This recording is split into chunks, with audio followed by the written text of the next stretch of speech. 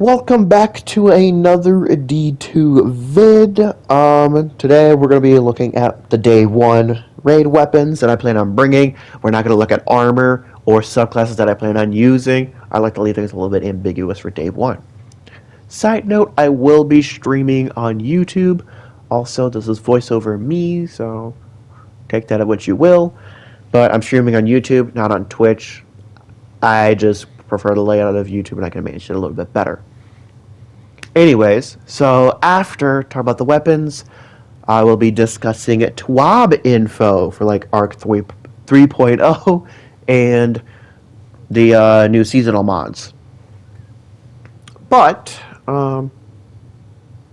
it's going to be interesting to see what we have here. It's kind of been a while since I've kind of done anything like this. Last day 1 was Vow. For day 1 experience, I have done Vaw, got up to Atheon, could not get the damage in. And for Vow the Disciple, got up to Caretaker for the first day. I don't like 2-day raids. But first, in the Kinetics slot, we got Arbalest. Very good for champions. Need I say more? It's probably one of the best barrier champion weapons in general. Of course, not just counting Arbalest as well. Not Arbalest. Ariana's Vow is the other barrier champion weapon that is really good. Next, Hung Jury. It is not obtainable in the game anymore, sadly. However, if you do the starter quest stuff, you can get a good night watch with explosive payload, which has kinetic scout rifle. This one, I love Hung Jury. I used it for Vault of Glass, actually. Not day 1, because I don't think I had Hung Jury on day 1, but I used it afterward. This one took me forever to get. But I'm using Subsistence, an explosive payload on it, with Adept Big One spec on it. Pretty much a god roll Hung Jury. Next, Fatebringer. Just need a solid hand cannon. This has the most kills out of any gun that I have. I personally like rewind rounds and Firefly because I'm not a huge fan of explosive payload and Firefly together in PvE because I like that Firefly to proc. And I have minor spec on here just so I can kill those red bars faster with precision hits. And those rewind rounds make it to where I don't have to reload as much. Next submission. It is the 2-month anniversary on the making of this that I've had submission.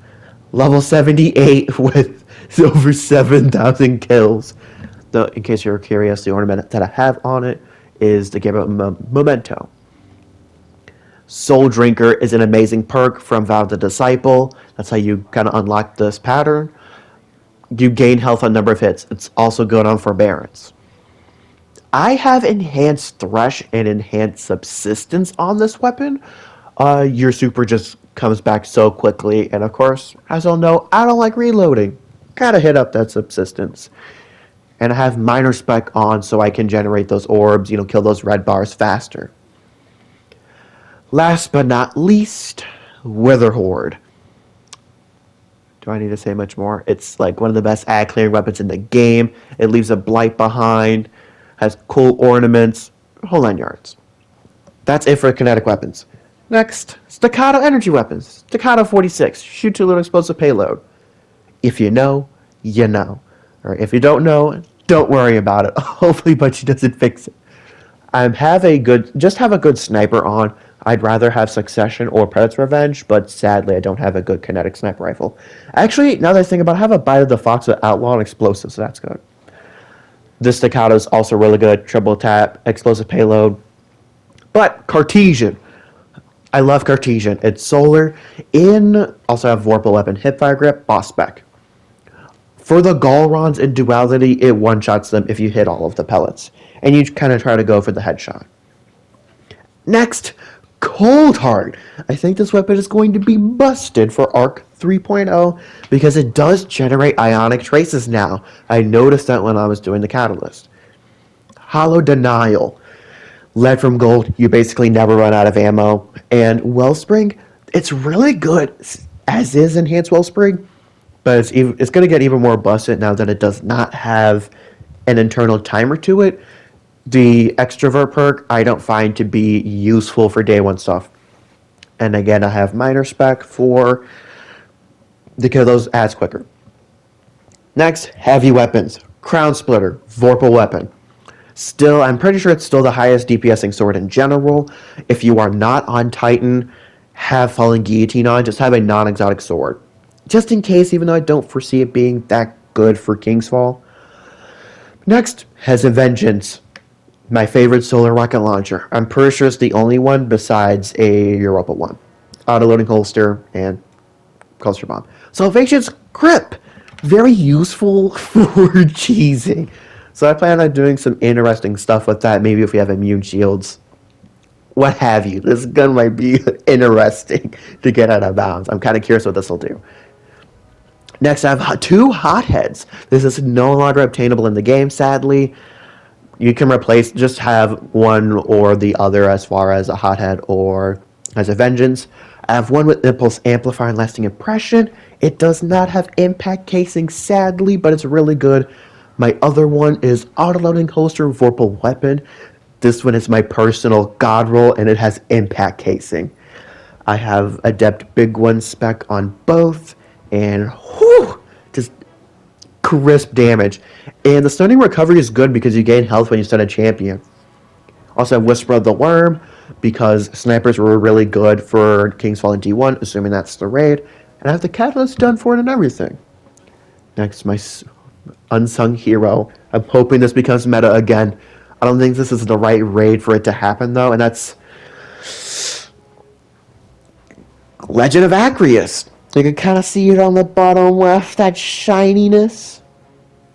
But it's been a long time for my dear friend to become meta. I'm really, really hoping that the Trenchwell perk is going to be really good for it with that throwing hammer. And I do have the catalyst done, which basically you need that catalyst done. It gives a much faster reload, which is nice. And it also gives you like double the ammo in your magazine. So that's nice. It's really good. I'm hoping because you could just like throw a solar hammer, bop, instant 50% damage bonus. And it already got a 33% damage buff, which puts it on par with Rockets, Storm Chaser, and Fourth Horseman, which is currently the highest DPSing weapon per shot. If that makes sense. So the best damage belongs to Fourth Horseman. But you kind of need Divinity for that. Well, in order for that to be practical. So I'm hoping Legend of Acreus comes back.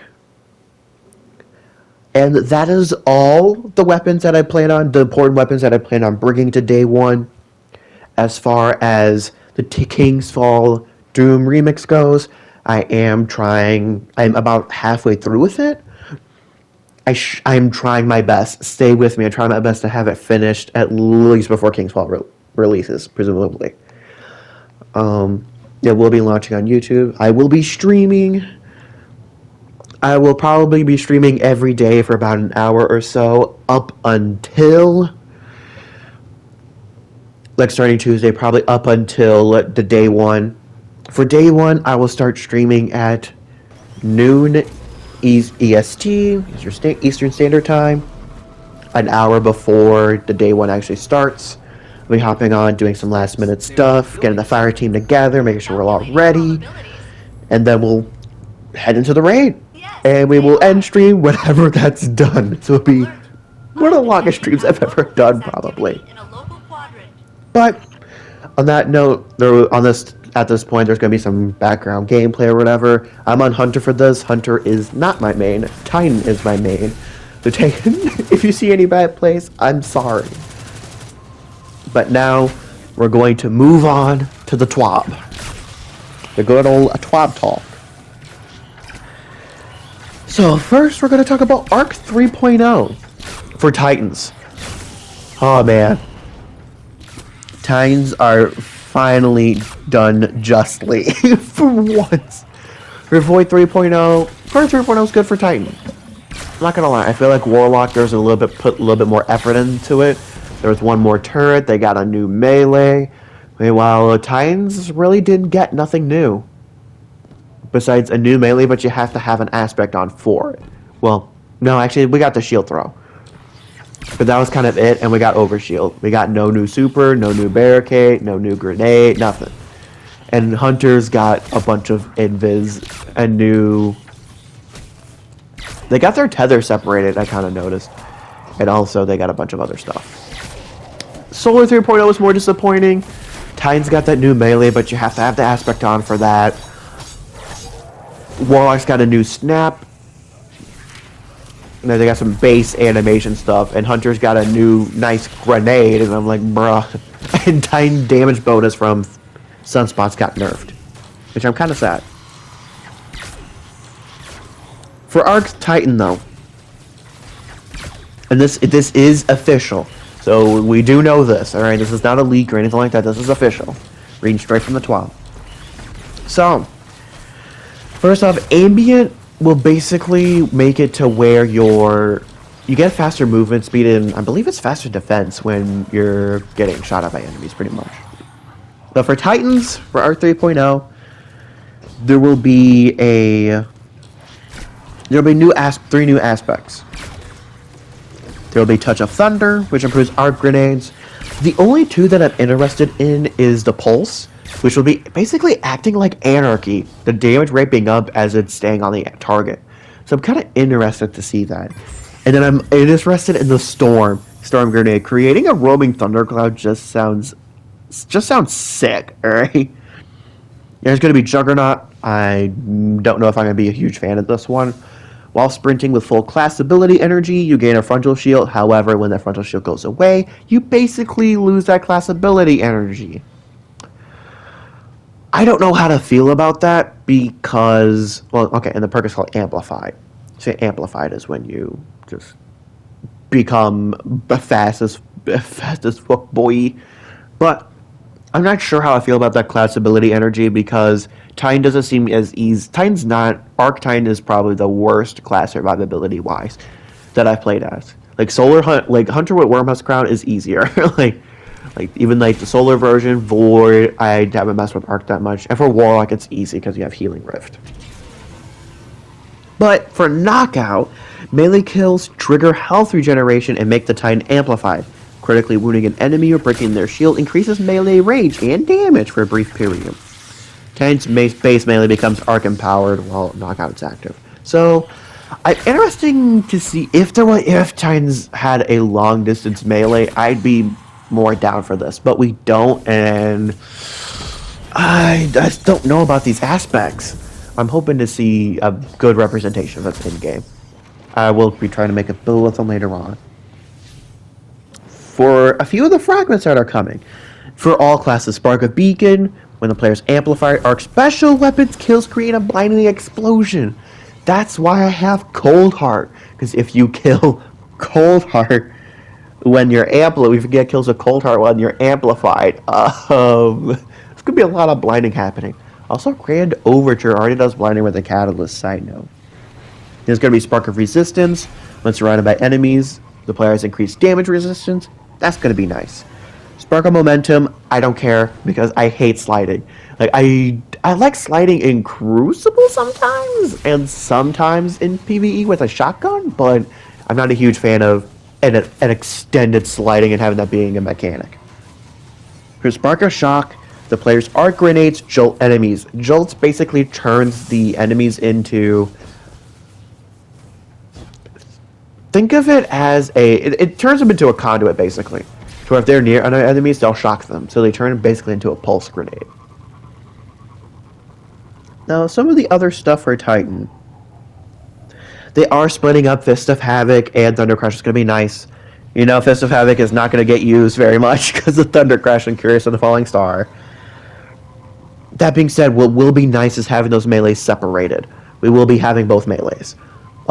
Because I think the melee for Thunder Crash is utterly useless. So, it'll be nice to have that extra sprint speed while sprinting on the ground and the air, not just while you're jumping, essentially. However, we are getting a new melee. This is not an aspect, it's an actual new melee. It's called Thunderclap. And essentially, you're charging up. It's kind of basically, if you've watched Dragon Ball, it's basically a Jiren charging his fist. That's essentially what it is. So basically, you can only do this on the ground, and you are stationary while you're doing this.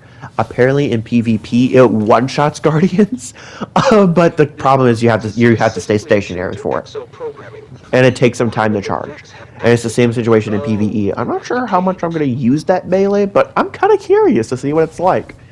I might test it out here. Also, we're getting a new thruster class ability, which is basically an on-ground dash. It's not a mid-air dash. If you want a mid-air dash, I'm gonna be honest, just use one of the Archetype melees. One of the Archetype melees is literally exactly like that, so just use that. Other than that, I probably will not be using it. Other than that, I didn't really see anything besides they're making the shoulder charge blinding enemies, which is going to be nice. Other than that, I saw nothing of use for Titan. We're only talking about Titan specifically because that's what I main. If you want to look at Warlocks and Hunters, like a few light notes. Warlocks, from what I glanced over, didn't seem like nothing too interesting is happening with them. Hunters are getting a new super, so that's fun. I forget what it's called though. It's not Rod of the Tempest. It's something else. It's something else that's worse than that. So you can look at the note for yourself. For the Twab, here's we got all the champion mods and stuff. So for Overload, by the way, oh wait a second, we can't skip the weapons. Actually, yeah, we'll let the weapons be a surprise. Just Legend of Accuracy is getting a buff. The Monarch is becoming Overload. That's what kind of season we're gonna be having. But for the mods, the beautiful mods. So for Overload, it's already bows. It's gonna be Overload bows and machine guns, I'm pretty sure. Machines, I think it's just Thunder. I think this the heavy machine gun is called Thunderclap. No, it's not called. It's the heavy machine gun is called Thunder something. Help me out in the comments, please. But bows is Overload. The unstoppable weapons are pulse rifles and shotguns, meaning Fourth Horseman and Legend of Acreus are both getting unstoppable, which seems unnecessary to me. And Barrier is going to be scout rifles and auto rifles, meaning that triple tap explosive payload is going to be real good. And in the second slot, there's going to be scout rifle loader, sword ammo scavengers. That's going to be good. Not really for Kingsfall, but it is what it is.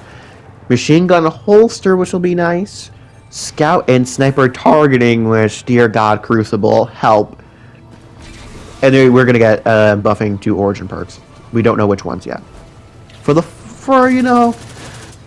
third column of perk choices, Glaive Loader. That's going to be interesting. And Focusing Strike for the arms, causing damage with the melee ability grants class ability energy. That means causing damage with one, meaning you could Throwing Hammer and essentially, if you're on Arc, you could technically melee Pulse Grenade, Legend of Acreus a few times. Well, Shot of Acreus, melee, Acreus, melee, Acreus, melee. Maybe by that point you have your Pulse Grenade back and keep doing that as weapon combo. There will be a solar and arc damage resistance for chest. Machine gun scavenger. They want this season to be a machine gun season. And then again, 2 perks. Now, for the final column, as far as we know, will be Overload LMGs. So it'll be machine guns. And then anti-barrier snipers will be another thing. And bad amplitude means damaging a champion with an arc ability causes the champion to become jolted. Then there's surge detonators, we don't know what that is exactly. And Inferno Whip, we don't know what that is exactly. So, that'll be all for today. I will try to release the song eventually. I'm trying to do it before Kingsfall. But that is all for today. I hope y'all enjoyed the vid. I will be, of course, streaming Tuesday, Wednesday, and Thursday.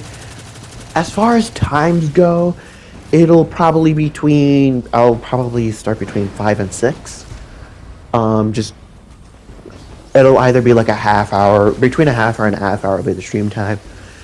For Thursday, if there is no stream, the only reason why it might be, I will probably stream earlier, because I want to get that rest in for Friday's day 1 raid. Stream starts at noon. Welcome to join me. And it'll go on until we've soldiered on. For day 1, we're looking for all collectibles, all secret chests. I'm assuming there will be collectibles because Deepstone Crypt had them. The Vault of Glass had them for a shader.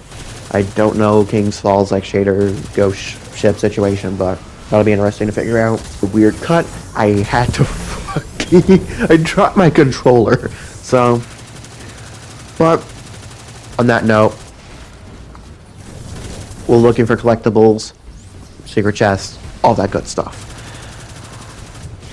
And I will be streaming Monday at 7 p.m. Eastern Time. It'll be a Vow the Disciple raid with the team.